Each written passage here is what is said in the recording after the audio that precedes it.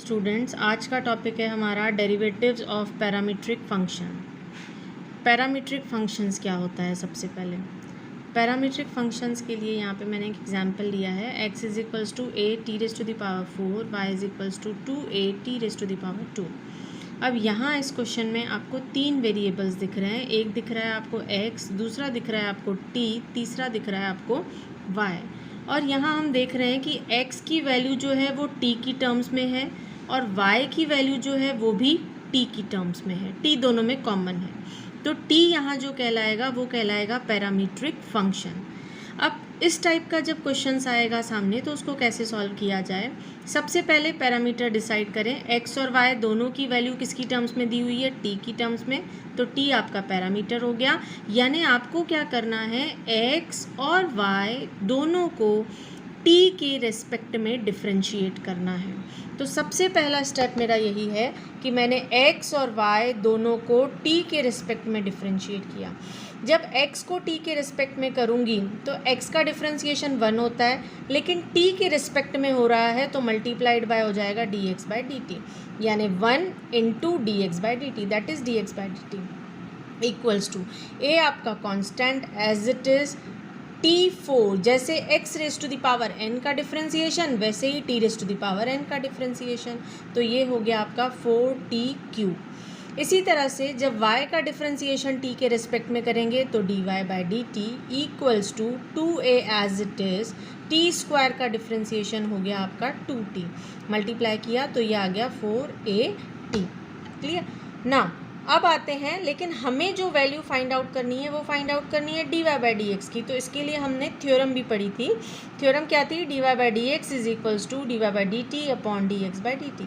इसी थ्योरम का हम यहाँ पे यूज़ करेंगे। dy बाई डी टी हमने निकाला है, dx बाई डी टी हमने निकाला है। ये दोनों वैल्यूज़ हम यहाँ पुटअप कर देते हैं। dy बाई डी टी है 480, तो ये 480 अपॉन 480 क्यूब, 4a से 4a cancel, t upon T cube cancel होके आ जाएगा 1t स्क्वायर। इसी तरह से एक और क्वेश्चन लेते हैं। x is equals to a into 1 minus cos theta, y is equals to b theta minus sine theta. अब यहाँ ध्यान दें कि x और y के अलावा तीसरा वेरिएबल कौन है? तीसरा वेरिएबल मुझे दिख रहा है थीटा।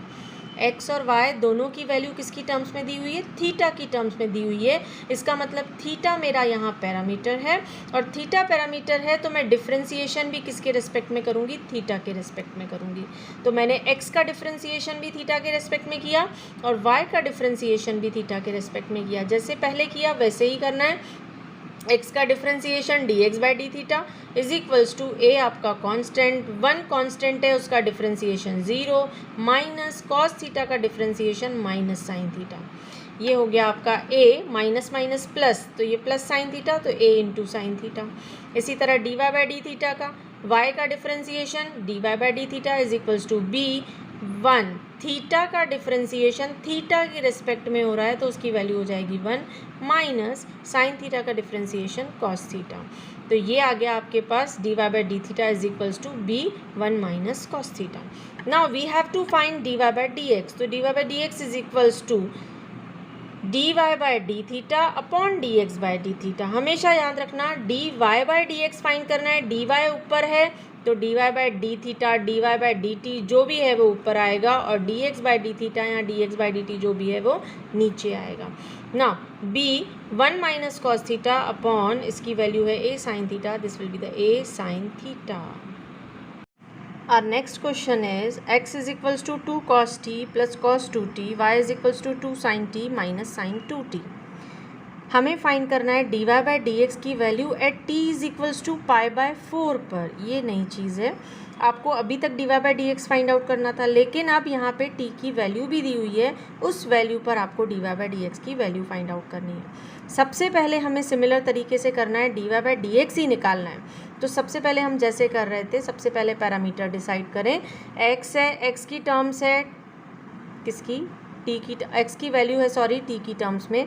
इसी तरह y की वैल्यू भी किसकी टर्म्स में दी हुई है? t की टर्म्स में। तो इसका मतलब पैरामीटर हो गया t, यानी डिफ्रेंशिएशन करेंगे x और y का t के रिस्पेक्ट में। t के रिस्पेक्ट में हमने डिफ्रेंशिएट किया इसको, तो d हो गया dx by d t, dx by d t is equals to 2 cos t का डिफ्रेंशिएशन होगा आपका minus sine t plus as it is cos 2t, अब कॉस है, कॉस का डिफ्रेंसिएशन माइनस साइन, तो ये minus sine 2t as it is. Now अब cos का डिफ्रेंसिएशन हो गया, अब किसका डिफ्रेंसिएशन करना है, 2t का, और 2t का डिफ्रेंसिएशन होगा 2, तो ये आपका 2।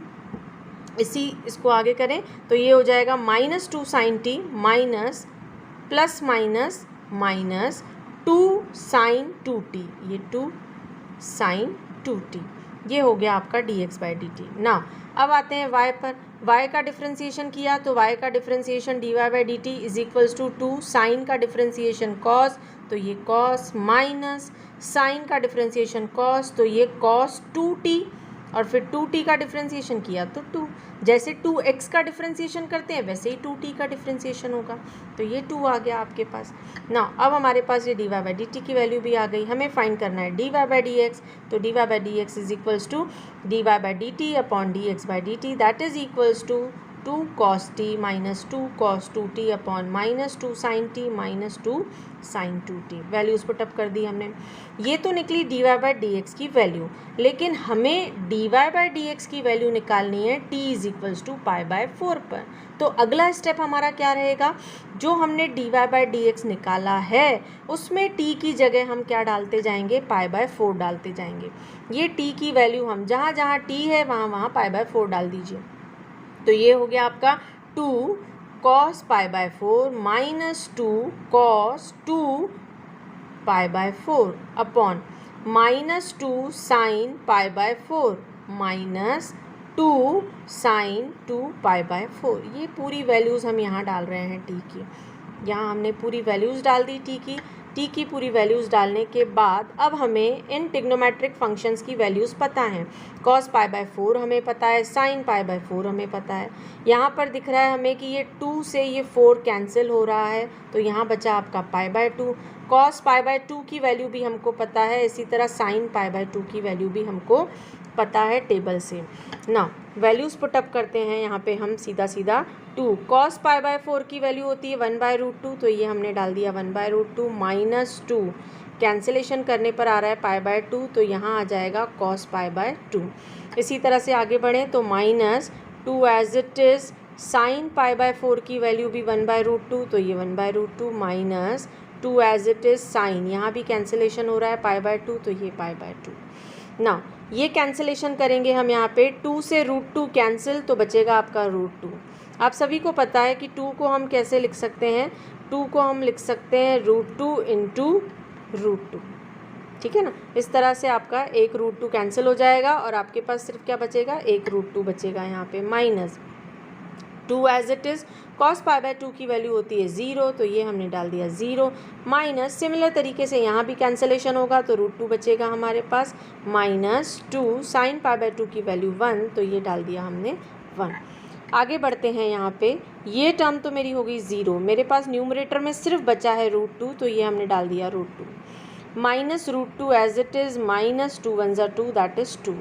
ना नीचे वाली टर्म से अगर हम देखें, न्यूमरेटर को कुछ नहीं कर रहे हैं, हम डिनोमिनेटर की बात कर रहे हैं। हमको पता है कि हम 2 को लिख सकते हैं √2 इंटू √2, 2 को लिख सकते हैं √2 इंटू √2, इसके पास भी √2 है, यहाँ भी √2 है, कॉमन निकाल लेते हैं हमने, और साथ में माइनस भी दोनों के साथ है, तो माइनस √2 हमने कॉमन निकाल लिया।